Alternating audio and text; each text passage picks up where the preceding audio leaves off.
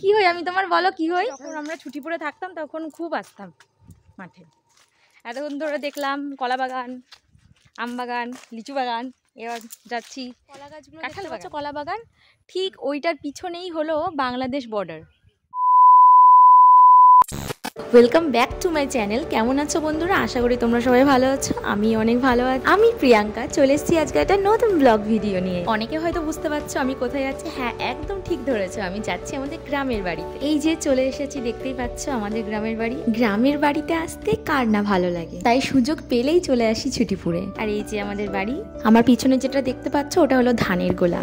এবার যাবো আমার বড়দার বাড়ি। এটা হলো আমার বড়দার বাড়ি, মানে আমার জেঠুর ছেলের বাড়ি। চলো এবার ঘরের ভিতরে যাওয়া যাক।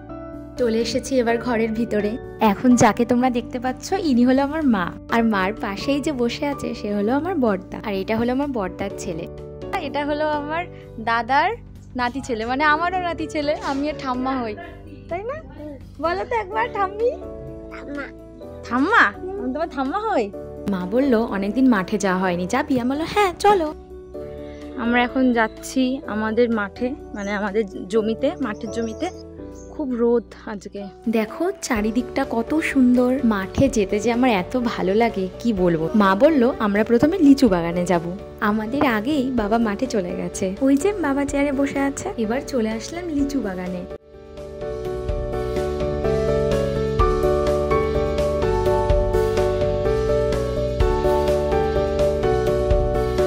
আমার বাবা আবার লিচুর সাথে ছবি তুলছে। দেখতেই পাচ্ছ কত লিচু ধরেছে গাছে।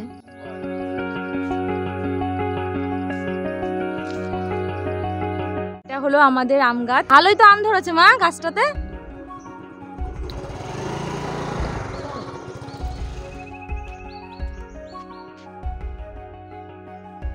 প্রচন্ড রোদ আজকে।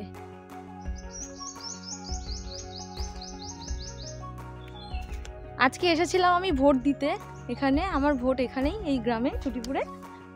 তা আমার ভোট এখনো শ্বশুর বাড়িতে ট্রান্সফার হয়নি, এর জন্য এবার ভোট দিতে এখানেই আসলাম। চলো যাই। আমাদের সব মাঠের জমিগুলো এই গ্রামেই রয়েছে, কিন্তু আমার মা বাবা যেখানে থাকে ওই গ্রামটা এখান থেকে একটু দূরে, মোটামুটি 3-3.5 কিলোমিটার হবে। ওই গ্রামটার নাম গাজনা। মা বাবা থাকে। আর এই আমাদের এই গ্রামের বাড়িতে আমার জেঠু ছেলেরা ওরা সবাই থাকে। আমাদের সব মাঠে জমি টমি সব এখানেই আছে। তো আজকে ভোট ছিল আমাদের। ভোট এখনো এই ছুটিপুরেই, এখনো গাজনাতে ট্রান্সফার করেনি মা বাবা, আর আমারও করা হয়নি। শ্বশুরবাড়ি করতে হবে, এখনো শ্বশুরবাড়িতেও আমার ভোটটা ট্রান্সফার করা হয়নি। আর আমার ভাই আছে একটা, ভাই বাড়িতে থাকে না, ও হোটেল ম্যানেজমেন্ট পড়ে এখন জব পেয়ে গেছে। ব্যাঙ্গালোরে থাকে ও এখন। ব্যাঙ্গালোরে কুর্গ বলে একটা জায়গা আছে, ওখানে ও থাকে। তো ওর এবার আর ভোটটা দেওয়া হলো না। তো আমরা মনে হয় চলে এসেছি আমাদের জমিতে। চলো দেখি। এই যে আম বাগানটা দেখতে পাচ্ছ, এটা হলো আমাদের, মানে আমার বাবার। এবার একটা আমও হয়নি গাছে, কিন্তু আগে যে গাছটা দেখালাম ওইটাই কিন্তু অনেক আমই হয়েছে মোটামুটি। এটা হলো শিমুল গাছ, মানে তুলো গাছ। এটা এবার ভালোই তুলো হয়েছিল, ভাঙা হয়ে গেছে তুলো। এই কলা গাছগুলোর ঠিক পিছনেই হলো বর্ডার, মানে বাংলাদেশ বর্ডার। দেখতেই পাচ্ছ এদিকে বাবা লেবু তুলছে, আর ওইদিকে মা লেবু তোলা শুরু করে দিয়েছে। এই যে বাবা অনেক লেবু তুলেছে, মাও তুলেছে কিছু, বাবাও তুলেছে। আসো নিয়ে আসো, চলো। ব্যাগে ধরবে? ব্যাগে আর জায়গা নেই, যা পড়ে গেল লেবু। বাবা এখন গাড়িতে রাখতে যাচ্ছে লেবুগুলো। এদিকেও কিছু লেবু গাছ আছে, কিন্তু এখনো হয়নি। এগুলো নাকি দেরিতে হয়। বাবা আবার ভিডিও করা শুরু করে দিয়েছে। এবার যাচ্ছি কাঁঠাল গাছ দেখতে। এতক্ষণ ধরে দেখলাম কলা বাগান, আম বাগান, লিচু বাগান, এবার যাচ্ছি কাঁঠাল বাগান। যখন ছুটিপুরে থাকতাম তখন খুব আশা হতো, মাঠে আসা হতো, খুবই আশা হতো। তারপর গাছনায় চলে যাওয়ার পরে, মানে এই গ্রাম থেকে যখন আমরা গাছনাতে চলে গেলাম, তারপরে খুব একটা আশা হতো না। তবে যখন আমরা ছুটিপুরে থাকতাম তখন খুব আসতাম মাঠে, সবাই মিলে, আমি, আমার ভাই, আমার জ্যাঠার ছেলেরা, মেয়েরা সবাই মিলে মাঠে আসতাম। আগে গাছনায় চলে যাওয়ার পরে আর আসা হয়নি।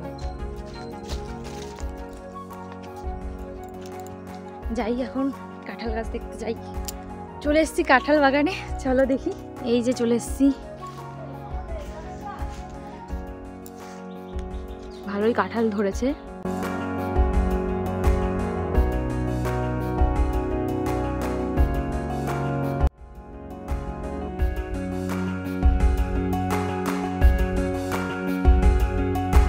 আর একটা আম বাগান আমার বাবার।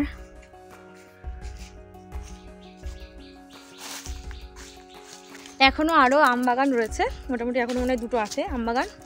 আর যাবো না, খুব গরম লাগছে, চলো এবার বাড়ি যাই। আমাদের মাঠ ঘোরা হয়ে গেছে, ওই যে বাবাও চলে এসছে। মা বলছে আর হাঁটবে না, গাড়িতে উঠবে। এবার গাড়িতে উঠে পড়েছি, গাড়িতে করে এবার বাড়ির দিকে যাচ্ছি। বাড়ি মানে একেবারে ডাইরেক্ট এখন গাছনাতে যাব, আর গ্রামের বাড়িতে ঢুকবো না। বাবা বলছে দেরি হয়ে গেছে, আবার বাড়ি গিয়ে দোকান খুলতে হবে। মা বলছিল চলো একটু দেখা করে তারপরে বাড়ি যাবো খন। বাবা বলছে না না, অনেক দেরি হয়ে গেছে, আবার অন্য দিন। গ্রাম মানেই চারিদিকে সবুজ আর সবুজ। বাবা বলছে আম বাগান আর আম বাগান, সত্যি কত বাগান। চলো তাহলে বাড়ি যাওয়া যাক। সামনে দেখো কত ছাগল আসছে, সত্যি দেখো চারিদিকে কত বাগান, কত গাছপালা। মানে গ্রাম মানে যা বোঝায়, মানে চারিদিকে শুধু সবুজ আর সবুজ। কি সুন্দর দেখো, দুই পাশে বাগান আর মাঝখান দিয়ে রাস্তা চলে গেছে। এমন সৌন্দর্য দেখতে গেলে কিন্তু গ্রামেই আসতে হবে। আগে বেশিরভাগই রাস্তাগুলোই মাটির ছিল, মানে কাঁচা ছিল, এত পাকা রাস্তা ছিল না। এখন তো গ্রামের ভিতরে সব পাকা রাস্তা হয়ে গেছে। আমরা যখন এখানে থাকতাম তখন এত পাকা রাস্তা ছিল না যতটা না এখন হয়েছে।